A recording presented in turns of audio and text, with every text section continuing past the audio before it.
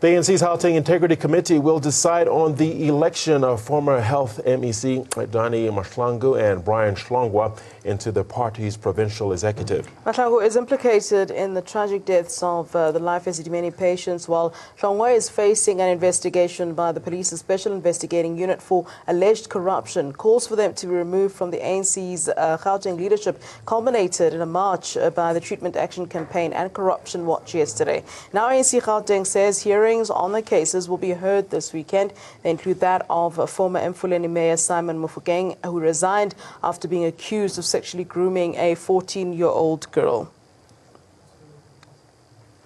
All right, well, joining us now on the line for more on this, we have ANC Gauteng Head of Communications, speaking to us, Tasneem Motara. Good morning to you, Tasneem. Thank you very much for joining us here on Afro Worldview. Good morning, Flo. How are you? I'm very well, thank you. Just as a start, these two parties have now been brought back into the ANC's leadership. Why was that possible? Does the ANC not make certain candidates ineligible to be voted back into the ANC, into leadership positions? Why has this been allowed to happen and, quite frankly, embarrass the ANC? Well, no, the ANC doesn't disqualify any member from standing for a position. The only prerequisite for being allowed to stand in any position is the length of time you would have spent as a member in good standing. So the two members are members in good standing and therefore qualify for nomination and, by implication, election to any structure in the organization. What does it mean when you say that a member is in good standing? Qedani Mahlangu implicated in some widespread issues regarding the failures of the health system. We know that she was involved in the life Qedani tragedy. Brian Hlongwa has been named as being one of the most has been named as being extremely corrupt. What do you mean as the ANC when you say that somebody is in good standing of the party? What does good standing actually then mean? According to the Constitution of the African National Congress, a member in good standing is a member who has paid their membership fee and is, at the time of auditing that membership, is a member with a paid-up membership. So the good standing is an administrative definition. So does that not seem quite problematic to you? The fact that somebody could be called someone in good standing of the party just because they've paid their membership fee? No, it's a constitutional definition. So how does the ANC respond then to claims that Brian Hlongwa and Qedani Mahlangu have then contributed to the failures in the health system and should for that reason then be removed from office? We do understand that there'll be some kind of hearings at the weekend. We'll get to that. But how does the ANC respond to that? Well, the ANC Provincial Executive Committee has taken... Let me first say that we don't take for granted the sentiments of society and South Africans on subjective matters, and it has to be dealt sensitively. But having said that, the Provincial Executive Committee resolved to impress upon the Integrity Committee to expedite the hearings of the said comrades. Right. Their matters have been with the Integrity Committee, but the Integrity Committee was unable to conclude their work owing to their own challenges. The past Integrity Committee chairperson has not been well. We then undertook to reconstitute the Integrity Committee. They have subsequently met 3 times, as we've been made to understand, and the hearings of the two and other comrades or other matters before the Integrity Committee will commence on Saturday this week. Why were these hearings into these two and the other members that you speak of not done earlier, not done before they were elected back into leadership positions? Surely the party would have wanted to clean up first before having a situation quite like this one. Well, as I've indicated, the past Integrity Committee had their own challenges in relation to being able to meet. The chairperson has had health problems. He is still not well. and was unable to convene the Integrity Committee, unable to allow them to meet. So we have impressed upon the reconstituted Integrity Committee to expedite the process, not only for society, but also so that the ANC Provincial Executive Committee can get the recommendations from the committee and act upon them. Let me understand this. So there was a plan then to have some kind of hearings for Brian Hlongwa and Qedani Mahlangu prior to them being re-elected. Yes, the matter was with the Integrity Committee. The conference that took place just over 2 weeks ago received an update report on the matters before the Integrity Committee as a whole. So any committee that is a committee of the Provincial Executive Committee will report to the executive, and that report was tabled at conference. So conference did get an update report. Conference therefore felt that in order for the matter to be expedited and concluded, and to be fair even on the two comrades to be allowed to present their case at the Integrity Committee, but the Integrity Committee be reconstituted. And part of that reconstitution meant appointing a new chairperson.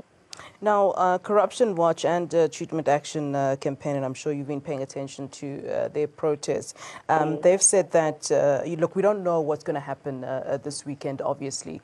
This is a process. But what they've said is that they will up the ante if their demands are not met. Clearly, they are adamant on the fact that, in particular, Brian Hlongwa and Qedani Mahlangu should be removed from office. So obviously, you've not had your own internal processes and decisions as to what will happen or whether they will be asked to step down or whatever the case is. But how do you respond to that? I mean, should you say, Brian Hlongwa and Qedani Mahlangu do stay in their positions? You now have a situation where Corruption Watch and Treatment Action Campaign are saying, well, we're not going to have it. So how do you respond then to that? Well, first of all, they were within their rights to make calls for any changes in terms of public officials. But the ANC, we need to allow the ANC process to unfold. And without preempting, we have to wait for the Integrity Committee, an internal but independent committee, to go through their own process, allow a fair process that will include the two comrades and other comrades implicated for whatever reason, for whatever actions have taken them to the Integrity Committee, to be allowed an opportunity to make presentations and representations to the Integrity Committee, for the Integrity Committee to then satisfy itself and make recommendations to the PEC. Once that process is concluded, the PEC will then receive the report and then take the process forward. During the hearings of Life Esidimeni, I mean, there were some scathing reports about Qedani Mahlangu herself, and I'm just going to stick to her at the moment. What do you think you will find different come Saturday regarding the conduct of the former health MEC? Well, look, in relation to the Life Esidimeni process, Comrade Qedani Mahlangu resigned as an MEC and also resigned as a member of the legislature. So in her role as a public official, she would have taken responsibility and resigned. She's no longer a public representative, and that removal from office or her resignation was accepted by the MEC, by the Premier, and her resignation from the legislature was accepted by the Speaker of the legislature. The issue of integrity is a subjective matter, and that must be dealt with in that way. So whether the actions of the comrades and the findings, how badly it has damaged the integrity or questions around integrity of the comrades would be interrogated by the Integrity Committee. So it's not about finding whether the member is guilty or not guilty of certain actions, or it's not a legal process and it's not an objective process. It's very much a subjective process. So Comrade Qedani is not under scrutiny as a public official. She is no longer a public representative. And like I indicated, the two heads of the executive and the legislature duly accepted her resignation. Well, you know, when it comes to the issue of integrity, I mean, one could say there are smaller issues and there are bigger issues, but where, especially in the case of Life Esidimeni, that I would think that that's a big issue because lives were lost there, and she herself, as you rightly say, stepped down. So when you say that the issue of integrity is subjective and that you could perhaps have a different finding on Saturday, I'm still battling to understand how you would find a different finding when someone, whether you know, at the fault of their own or not, basically caused the deaths of several people during the Life Esidimeni the tragedy, really. Well, look, it's not whether we're going to find or not find differently or not. We are taking the process of Life Esidimeni and as it happened and the occurrences, and that is what has forced the Comrade Qedani to be presented before the Integrity Committee. Right. And it's going to be based on this particular situation itself. The questions around integrity will be interrogated. So it's not about having a different finding related to the Life Esidimeni issue. It's precisely the Life Esidimeni issue that has forced the comrade to have to present herself before the Integrity Committee.